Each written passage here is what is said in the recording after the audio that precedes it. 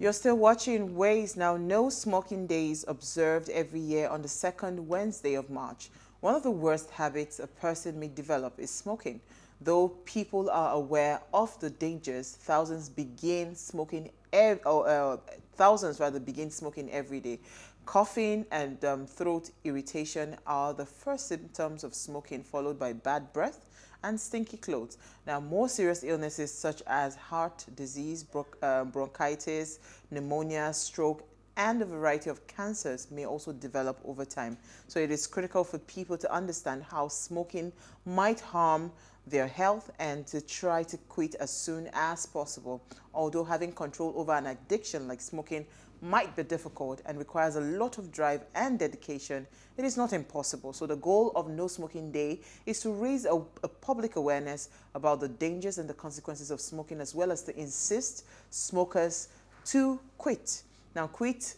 So the theme for this year's International Smoking Day is quitting smoking doesn't have to be stressful.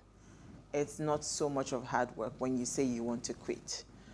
It's not easy for some people though. Easy to say, right? Yes, It's because easier said I than have done. a couple of friends That smoke. I mean, I remember when I was 7, a friend of mine did a challenge, and it was like for the next 3 months. I mean, it was going to start with one day, and then he started with, I'm going to put it on Twitter and on social media so that my followers and my friends will hold me accountable. Yeah. He tried his best, but I mean, I think he went for like 2 weeks. No, he really tried. He went for 2 weeks without it, and he fell back. And I don't even know if he has stopped right now, but I mean, that was like a long time ago. I know that a lot of people that have decided to try to stop smoking, Okay. they haven't been able to, but I mean... I'll take it from 2 angles, basically. Yeah. There is a situation whereby people who are interested in, quitting can just wake up one morning and just actually decide to quit without any hassle. And they are able to accomplish that task. But there are some people that actually try to accomplish it, and it's kind of Yeah. difficult because it's a habit that is quite difficult to break. Smokers do not just smoke because they just feel like smoking. Stress, It's yes, it's because triggered by because of stress. a lot of stress and tension. So my dad used to smoke. He has a funny story. I hope I can tell it well. He said that I think there was a day he was trying to smoke or something happened and he almost choked to death. My dad now said, I will use my hand I kill myself. and buy what will kill me. That was the end. But He some never people went back smoke smoking. till they are 90 and they are okay. They're okay. So it's I think So it's those are the bad examples in the society, because people will see them, they are still smoking and they are not dead, and they say smokers are liable to die young. But this man is in his 80s, in his 90s, and he's still smoking and he's not smoking dead. just fine. So those are the people that are causing problem for us. That's why people are not I quitting. know a medical doctor who is actually in 87 and he still They smokes. chain smoke, and those people, they are not normal Back smokers. to They are back. chain smokers. You know the one that you Back are to finishing back. a pack per hour. Oh, yeah. I mean, Let me rest my case. I know them. All right, so Alera, let's start with you. What's your story? Okay, so my story is actually from Africa. So, I mean, based on International Women's Day that we had yesterday, I mean, this entire week is basically about women.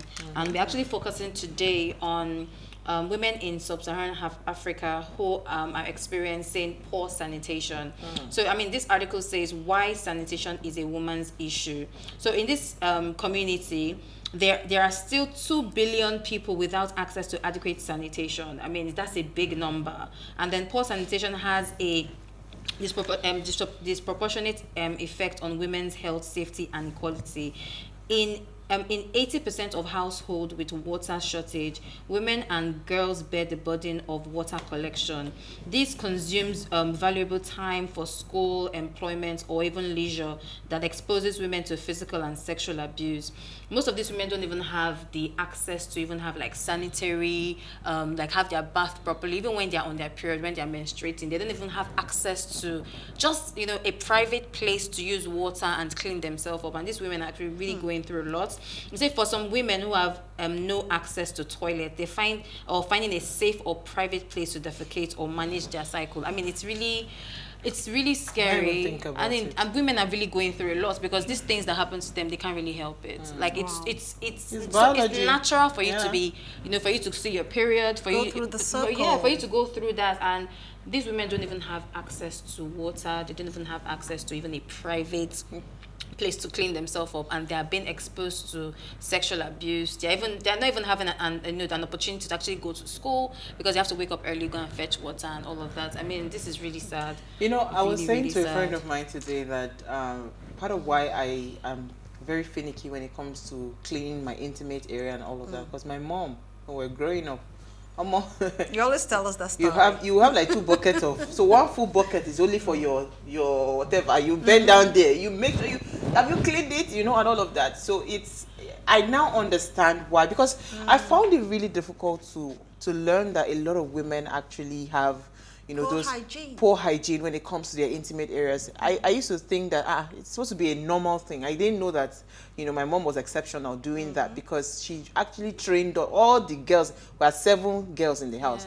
All of us. You can't because I was saying to my friend that my mom's nose is like that of a dog. She sniffs, she can smell things from afar. So because of that, you can't have mouth odor, body odor, or whatever around her, because she can't stand it. I mean, So because of that hygiene. So I can now imagine. people that don't even have You understand? access to When I it. even grew up, it even became worse. I had 2 buckets. When I was in university, 2 buckets would be there It's not a just for habit. my genitals, then 1 bucket for my body. That's how bad the shower is, shower time. So I have 3 buckets. So you can now imagine People people that don't have that cannot even access. have like a cup of To this clean water up. to clean up. Like- How do they even cope? Because that thing even does it actually It messes affects. your It does. mindset. You can't even think straight. If I'm in a dirty environment or a clogged environment, like I start to feel It should very even sick. affect their self-esteem Likewise. because, I mean, even though people in their community, women in the community are experiencing the same thing, all of them, I mean, it's something that will not be like a norm. But And it it's not- it's not should not supposed be. to be just... Sad. All right, it's your story. This discussion has just got me thinking, and it's not nice. Well, my story is from, of course, we all know how we've been suffering from the hardship of getting fuel and petrol in Nigeria. And there's been fuel crisis. And of course, individuals suffered bad fuel consumption for their cars. So we have a Bad Fuel Coalition demands compensation for owners of damaged vehicles. And this was championed by Niger Delta, of course. I need to get the name of the individual. He says, just a minute.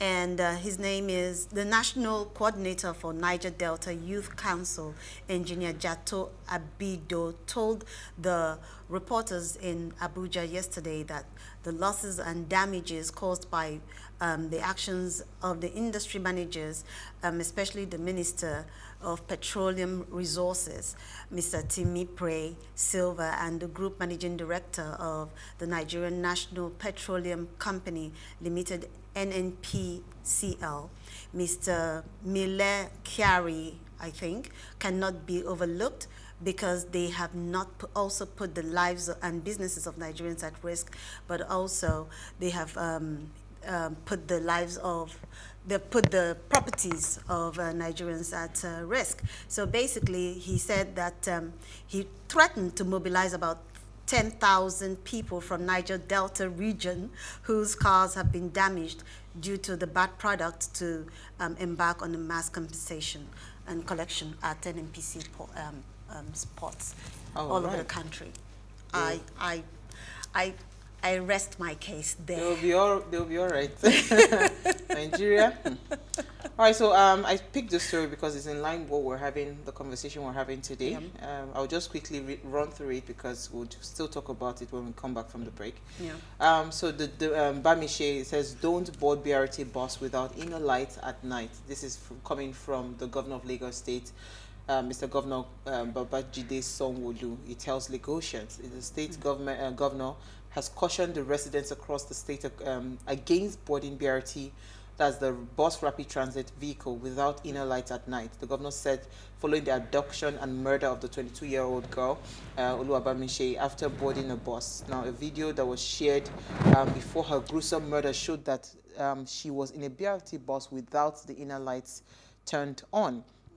Also, he was speaking at an event at Mobolaji Johnson Arena in Onikon to commemorate International Women's Day on Tuesday, and the governor noted that the buses that have closed for the day would indicate by switching off their inner lights. Now, according to him, when BRT drivers switch off their inner lights, Sanwo-Olu said the buses were expected to be taken back empty to their yards. So this now explains why the bus driver did not stop at any bus stop, and it wasn't flagged, right? Nobody raised any alarm, because technically if he has closed for the day, he switches off his lights. And he's driving, nobody is expecting him to stop. So it says any bus that has its inner light on at night is certainly still on service. So once the lights are off and the radar in the bus is not displaying, people should desist from boarding such bus because it is no longer in service at that period.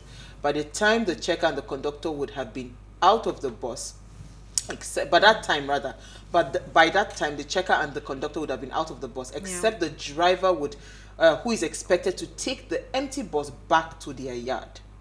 Now, Governor Sanwo-Olu said the circumstances surrounding the death of the young girl Bamishe while in transit on the BRT bus would be fully unveiled, stressing that the stiff punishment awaits anybody that is found culpable in what he described as a criminal and dastardly act.